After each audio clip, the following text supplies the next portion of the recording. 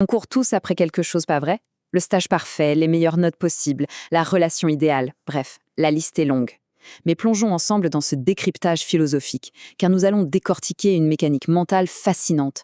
Nous allons voir pourquoi, paradoxalement, atteindre ces fameux objectifs nous laisse très souvent un sentiment de vide absolu. Les sources de notre analyse d'aujourd'hui nous invitent à regarder de plus près ce qui se cache réellement sous le capot de cette course effrénée. Commençons par remettre en question notre réalité quotidienne, surtout sur les campus universitaires. On nous vend constamment l'idée que le prochain grand accomplissement effacera toutes nos angoisses. Vous signez ce contrat de stage en or et pouf, la vie est belle. Et pourtant, on a tous remarqué que l'anxiété finit toujours par revenir au galop. Pour comprendre ce phénomène, il faut analyser comment notre conscience gère, ou plutôt comment elle fuit, le conflit interne. Ce qui nous amène à notre première grande idée, l'évasion et le conflit, ou comment nous déplaçons notre propre fardeau interne. Pensez-y un instant.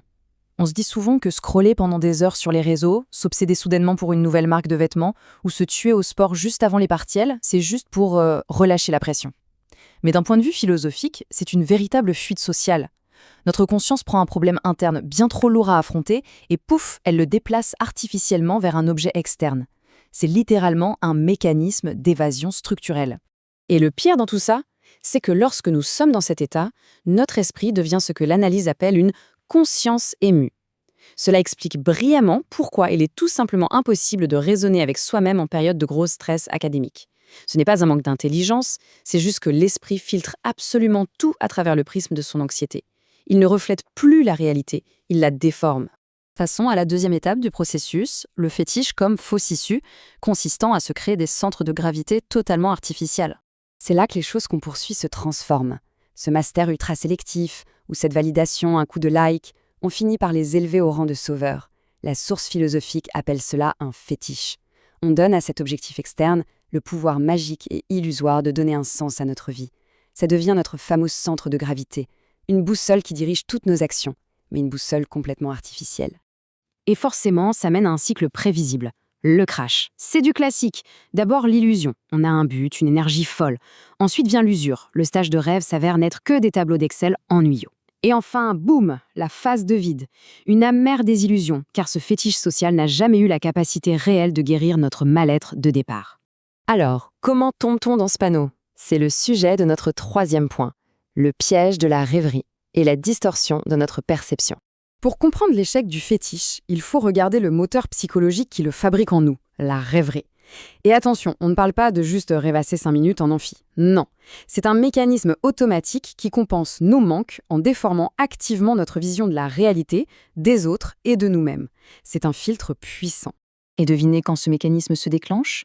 Pile quand la pression universitaire ou professionnelle atteint son sommet. La fatigue, les frustrations quotidiennes, ce sentiment d'être complètement submergé. Dès que la vie devient trop lourde, notre cerveau cherche une porte de sortie d'urgence et s'enfuit dans ces scénarios idéalisés. Mais ça va beaucoup plus loin.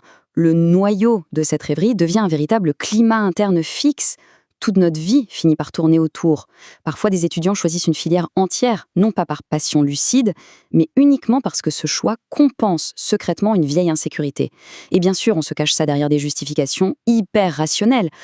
Explorons maintenant la quatrième étape, qui est de loin la plus critique de cette analyse, le cycle de la souffrance, ou la mécanique du désir et du vide.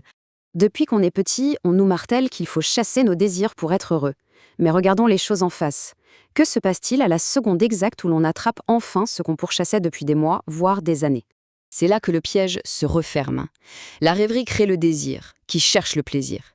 Si on échoue à avoir la mention ou le job, c'est la frustration pure. Mais si on réussit, une fois la petite dose de dopamine passée, c'est le vide intersidéral. Dans les deux scénarios, cette mécanique interne nous ramène directement à la case départ, la souffrance. La conclusion de la source est radicale, le désir lui-même est la racine de la souffrance. Oui, ça sonne exactement comme du bouddhisme ancien. Mais ici, ce n'est pas du tout encadré comme un concept spirituel. C'est décrit froidement comme la structure psychologique de base de notre esprit.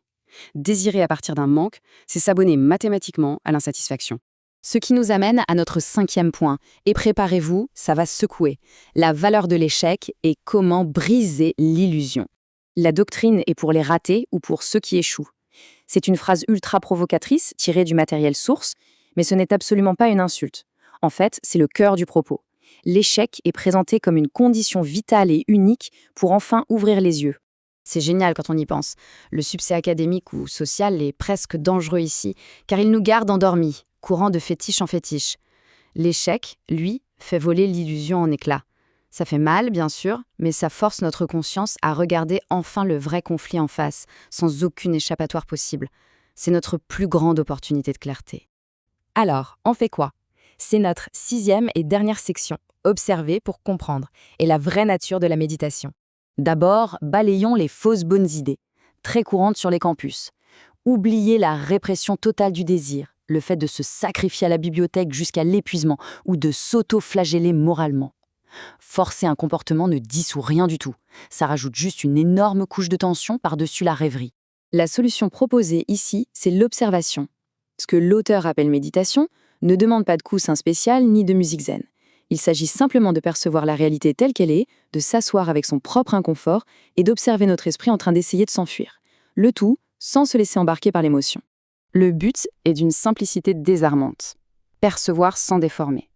En regardant lucidement comment le désir nous manipule, on désactive le mécanisme. Dès qu'on comprend vraiment qu'on est en train de fuir un conflit interne, on arrête naturellement d'essayer de le planquer sous un nouveau fétiche. En résumé, voilà la boucle complète. Notre esprit fuit un malaise, il crée une rêverie. Cette rêverie se transforme en fétiche social, externe. On devient dépendant de ce fétiche et on relance le moteur de la souffrance. Un vrai tapis roulant psychologique. Ce décryptage nous laisse face à une perspective vertigineuse.